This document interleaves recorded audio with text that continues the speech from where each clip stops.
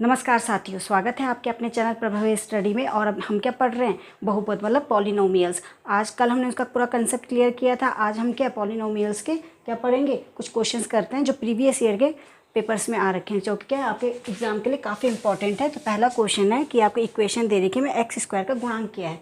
अगर आपने last class अच्छे से पढ़ी थी तो आपको पता चलेगा कि गुणांक का मतलब क्या होता है। गुणांक मतलब किसके बोला है? एक्स स्क्वायर का गुणांक। जो एक्स स्क्वायर से क्या है, मल्टीप्लाई है जो नंबर, उसको ही गुणांक बोला। तो कितना है एक्स स्क्वायर का गुणांक?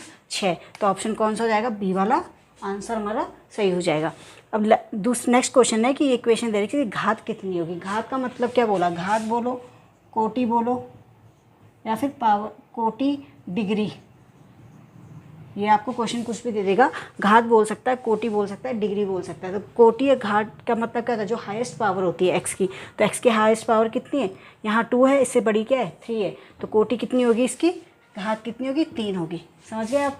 नेक्स्ट क्वेश्चन है, निम्नलिखित में से कौन सा व्यंजक इसका क्या है? एक पद है। पद मतलब कि टर्म। तो क्या है इसमें? कितने टर्म है पहले ये देखिए, 1 और 2। ठीक है ना?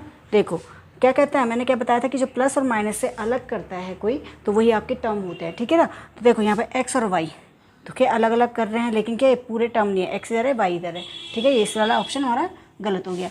5 और 3 ये क्या है? कॉन्स्टेंट है। ठीक है ना? तो ये भी हमारा गलत हो गया। 3xy, ठीक है, 3xy सही है। इसको यहाँ पर लिखिए 3xy सही है, लेकिन इसमें क्या है? माइनस का साइन नहीं है, इसलिए ये भी हमारा बहुपद पद नहीं होगा, एक टर्म नहीं होगा। और डी में क्या है? 5x²। तो क्या प्लस में है तो 5x²। अगर ये माइनस होता, जैसे अभी किया था मैंने गलती से, तो ये इसका पद हो जाता, इसके 2 आंसर आते। ठीक है, लेकिन क्या है इसका माइनस मैंने गलती से लगाया, तो ये नंबर है। तो 3xy तो है, लेकिन इसका माइनस क्या है? y, इसलिए ये नहीं होगा।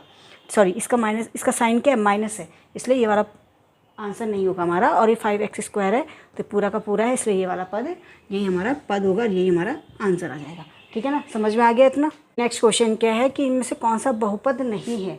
बहुपद का डेफिनेशन क्या है, कि उसके नियम क्या है, कैसे पहचानेंगे कि ये बहुपद है या नहीं है। क्या उसमें पूरी सबकी पावर क्या होनी चाहिए? घातें क्या होनी चाहिए? पूर्ण संख्याएँ होनी चाहिए। क्या होनी चाहिए? पूर्ण संख्याएँ होनी चाहिए। या फिर क्या होना चाहिए? होल। उनको ही क्या कहते हैं? Whole numbers. ठीक है, अब हमें सिर्फ यही पहचानना है। पहले वाले को देखिए, इसने कहा कौन नहीं है। तो देखो x² पूरी पावर है, इसमें भी पावर है। इसकी ये तो आपका बहुपद हो गया। इसमें देखिए क्यूब है, इसकी पावर 1 है x की, इसके यहाँ पावर 2 है। ये भी आपकी होल नंबर्स है ना, पूर्ण संख्याएं हैं, तो ये भी आपका बहुपद है। ये वाला देखिए x², नहीं ये वाला x की पावर 1 है, √7x², इसको स्क्वायर कर लीजिए, x² और 8 √8x है। ठीक है, ये भी आपका बहुपद है, क्योंकि देखो x की पावर 2 और x की पावर 1 है, तो ये भी आपका बहुपद हो गया। ये वाला क्वेश्चन देखिए, x की पावर तो 2 है, ये तो ठीक है, लेकिन इसके साथ जो ये नंबर है √7x है, पूरा अंडर कहाँ तक जा रखा है? 7 तक, मतलब कि 7x भी क्या है आपका अंडर के अंदर आ रहा है। तो इसका मतलब ये बहुपद नहीं होगा। क्या क्यों कहा गया कि पावर कभी भी भिन्नों में नहीं होनी चाहिए, अंडर में नहीं होनी चाहिए, इसलिए हमारा आंसर गलत हो जाएगा। कि ये यही क्या है? यही हमारा आंसर सही हुआ, क्योंकि क्या पूछा है इसने? बहुपद नहीं है, तो यही हमारा बहुपद नहीं है। दूसरा क्वेश्चन है कि कौन सा बहुपद रेखीय बहुपद है। रेखीय बहुपद, इसको समझने के लिए पहले पता करने पड़ेंगे कि बहुपद कितने टाइप के होते हैं। स्पेशली कितने होते हैं? 3 टाइप के होते हैं। एक होता है आपका रैखिक या रेखीय। ठीक है, रैखिक भी बोल सकते हैं या रेखीय भी बोल सकते हैं। रैखिक बहुपद। दूसरा होता है आपका द्विघात बहुपद। रैखिक बहुपद को समझिए, इसका फॉर्म होता है ax + b की फॉर्म में। ठीक है, x के कितने होंगे? a की पावर होगी मतलब। और दूसरा होता है द्विघात बहुपद। द्विघात बहुपद में क्या होगा? ax² + bx + c। x की पावर कितनी होंगी? 2 होंगे, फिर x घटते हुए क्रम में आएंगे। और त्रिघात बहुपद, त्रिघात बहुपद में क्या होगा? ax³ + bx + x² + cx + d। ठीक है ना?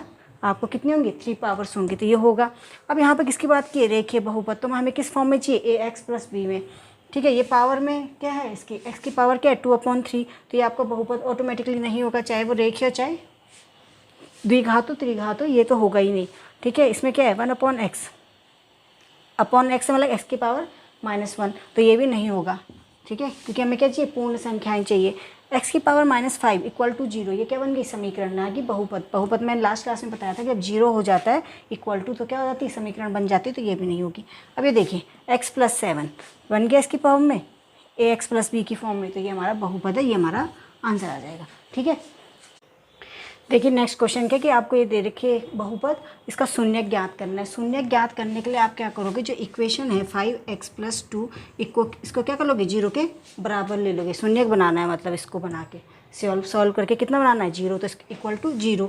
तो 5x इक्वल टू कितना आ जाएगा -2, x इक्वल टू क्या आ जाएगा -2/5। तो हमारा ऑप्शन कौन सा सही हो जाएगा, ये वाला आंसर आ जाएगा। ठीक है ना। नेक्स्ट क्वेश्चन है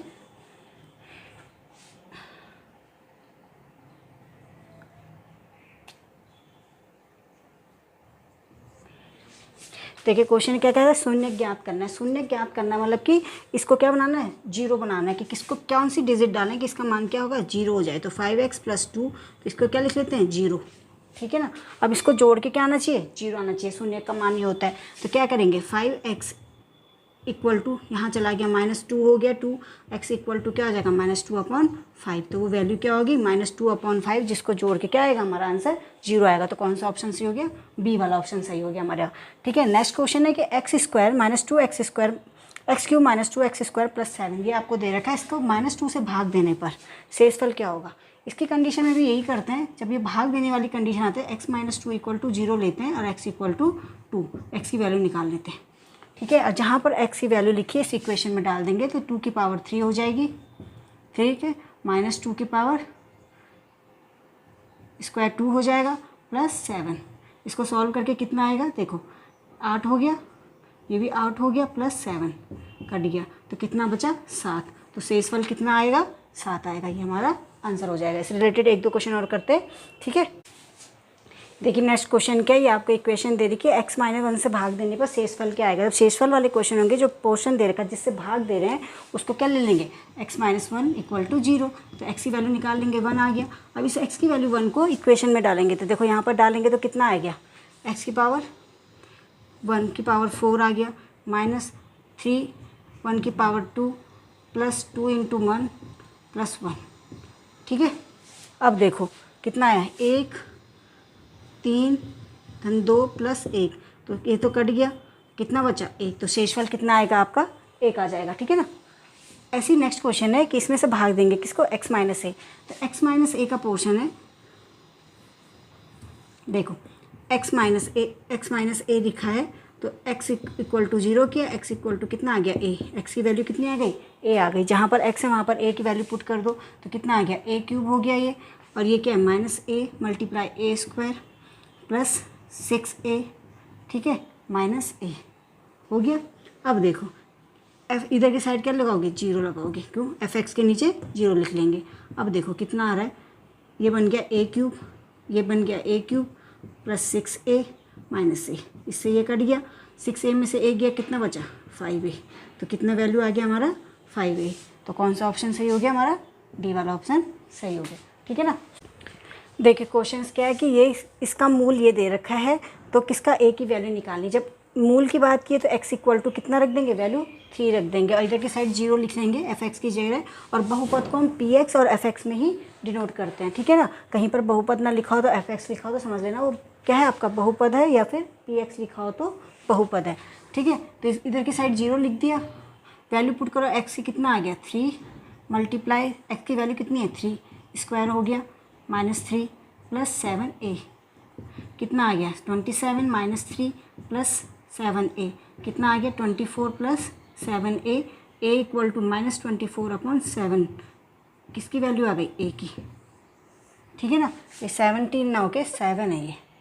ठीक है ना, तो कौन सा पोर्शन सही है हमारा, ये वाला पोर्शन, सी वाला आंसर हो जाएगा हमारा -24/7, ये हमारा आंसर आ गया।